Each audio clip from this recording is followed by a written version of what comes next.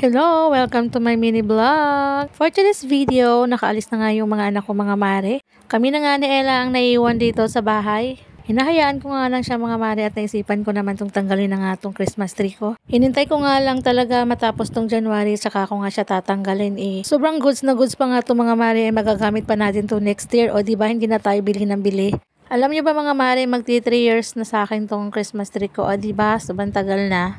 Tinatago ko kasi siya pagkatapos ng Pasko para naman hindi siya madaling masira. Para naman magamit pa natin. O diba? Gusto ko talaga mga mare araw-araw ako may ginagawa. Kasi kapag nakahilata lang talaga ako sa sahig mga mare, ay sumasakit talaga tong bato ko. Magtatatlong araw ko na nga tong dinaramdam mga mare. Baka na high blood na nga ako nito. Feeling ko nga mga mare ay na high blood na nga ako. Kasi sobrang sakit talaga ng bato ko mga mare. Magtatatlong araw na nga. Sabi ko nga sa inyo. O diba, kaya kailangan talaga natin magkilos-kilos. Nako, mga mare, ang bata pa natin para ma-high blood. Charis! Ayun na nga si Ella, nakisali na nga. Mas lalo talaga ako matatagalan nito kapag sumasali si Ella sa mga ginagawa ko. O siya, hindi ko na nga siya masyadong inayos niyan mga mare kasi nandyan na nga si Ilaliit. Nako, ganito talaga to si Ella mga mare. Kapag may ginagawa ako ay gusto rin niyang tumulong. At sobrang na-appreciate ko naman mga mare kasi bata pa nga siya ay gusto niya akong tulungan. Liit pa nga to si Ella ay nauutusan ko na nga tong batang to. At kung ano yung mga ginagawa ko sa kusina ay ginagawa rin niya. Kaya nga minsan ay natatagalan talaga ako mga mare. Pero okay lang, at least matuto siya habang lumalaki siya, o diba? Fast forward nga tayo mga mare, pagkatapos ng paglinis dun sa baba ay nilinisan ko naman tong taas. Hindi nga to naimis kanina ng mga bata kasi nagmamadali na nga kasi baka malate. Ayun na nga mga mare, sobrang gulo pa nga dito mga mare. Dito nga namin nalalagay yung mga labahin namin. Dito nga namin hinahanger mga mare pagkatapos nga naming labhan.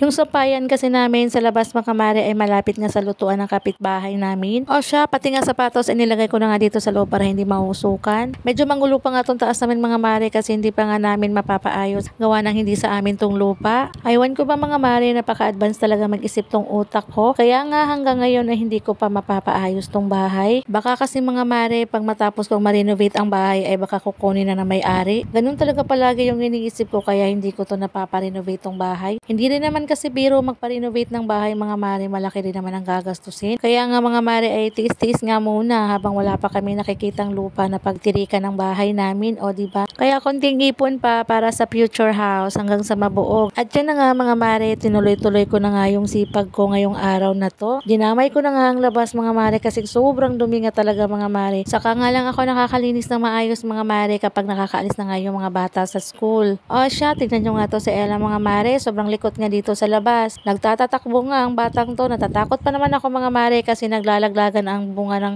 nangka dito sa amin. Tingnan nyo nga mare, sobrang taas nga ng nangka kaya natatakot ako baka mahulugan kami. Naglalaglagan kasi ang mga bunga niyan mga mare kasi sira na nga. Malapit kasi sa pintuan namin mga mare. Kaya inaalis ko si Ella, ayaw naman makinig tong batang to. Tingnan nyo nga tong batang to, sobrang napakalikot nga. Kaya nga ako nagtaka mga mare kung saan ko nga to pinaglitong batang to ay sobrang likot nga. Ayun na nga, patapos na nga ako niyan mga mare. Ay nako, patalon-talon pa nga tong batang to. Ayan, tsereng, malinis na nga mga mare. O siya, hanggang dito na lang tayo for today's video. God bless everyone!